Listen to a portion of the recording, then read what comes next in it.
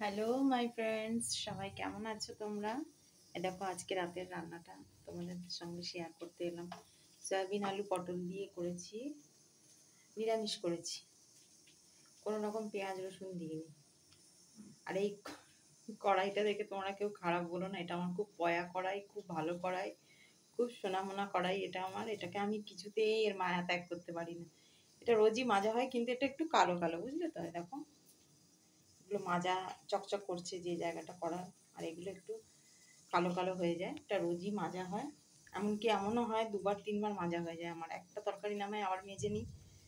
যাই হোক, তো এটা করলাম নিরামিষ তরকারি বলে একটু কাসুরি মেথি দিচ্ছি, ভালো লাগে। গরম মশলাও দিয়েছি, সব কিছু দিয়েছি। এটা আজকে রাতে। আর এই যে মুসুরির ডাল আর ভাত হয়ে গেছে, এই যে ভাত হয়ে গেছে।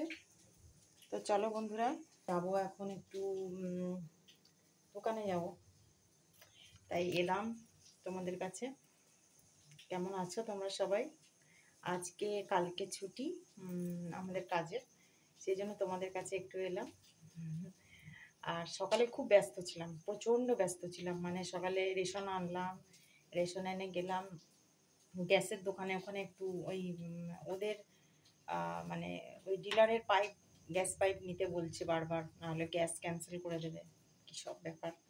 তো সেই নিয়ে আসলাম, যাতে ক্যান্সেল না হয়। তোমাদের দাদাভাই বুক করেছে গ্যাস কাজের জায়গা থেকে, কিন্তু ওখান থেকে বলছে ক্যান্সেল করে দেবে যদি ওদের ডিলারের গ্যাস পাইপ না নেওয়া হয়। আমাদের গ্যাস পাইপটা নতুনই, তো নিতে হলো বাধ্য হয়ে, কিছু করার নেই। তো এই সব কাজের মধ্যে ব্যস্ত প্রচণ্ড ছিলাম।